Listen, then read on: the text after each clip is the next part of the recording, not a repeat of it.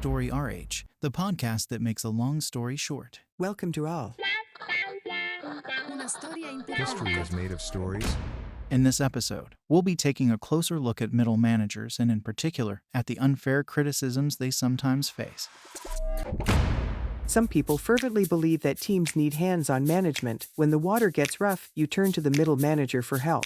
Others argue there is no need for managers. People today want leaders. How many times have they been cast as obedient pen pushers, whose only expertise is useless business reporting and ridiculous company jargon? How many people have blamed them for all the bureaucratic ills that plague businesses today? In short, people are tempted to kill the middle manager, but they're just messengers. And you can't shoot the messenger, as they say. So, why do middle managers make such perfect scapegoats? What's the story? Let's go back to the fundamentals of management.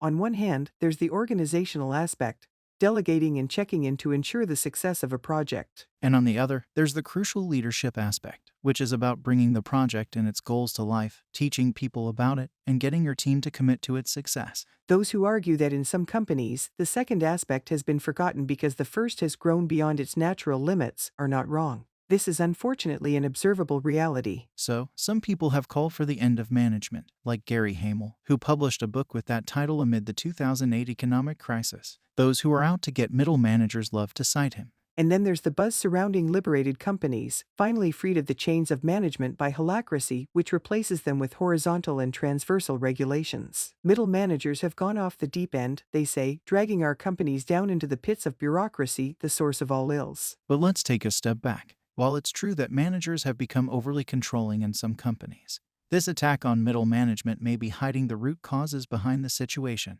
It's an interesting hypothesis at the very least. From the early 90s, middle managers, stuck between a rock and a hard place, began expressing their discontent. Though at the time they still enjoyed relative autonomy to embody all facets of their role, including the leadership aspect which has retained esteem, they could already see the walls creeping in on them. The pressure of productivity leads to process inflation, which, in the end, results in diminished autonomy. And a lack of autonomy is one of the key ingredients in the recipe for job dissatisfaction. And this shift happens to line up perfectly with the financialization of business and the demand for short-term productivity which results from it, and the imposition of IT processes on real people's work, including middle managers. The 2008 crisis highlighted a lack of innovation and the inability of our companies to adapt to a world where the balance of power was starting to make competition via pricing alone non-viable. So it amplified the trend. This controlling management style became so common that some people may have come to believe that that was what managing was really about. So now it's time to wonder, is it naive, cynical, or something more sinister to blame middle managers for behaviors now deemed deviant or inappropriate at companies looking to enhance agility? Because, really, they're exactly what companies formally or implicitly asked them to become over the past several decades. Managers are people no dumber than the rest of us. They're just trying, like most people, to do their jobs well. But they're hemmed in by constraints beyond their control. And those constraints are often more impactful than the individual manager's choices and behaviors. But it's so much easier to blame them rather than taking a close look at root causes, especially since pointing some of them out is likely to displease people in high places.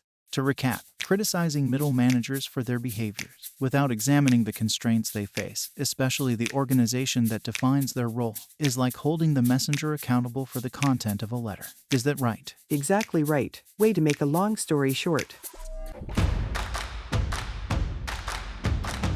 Story RH, the podcast that makes a long story short.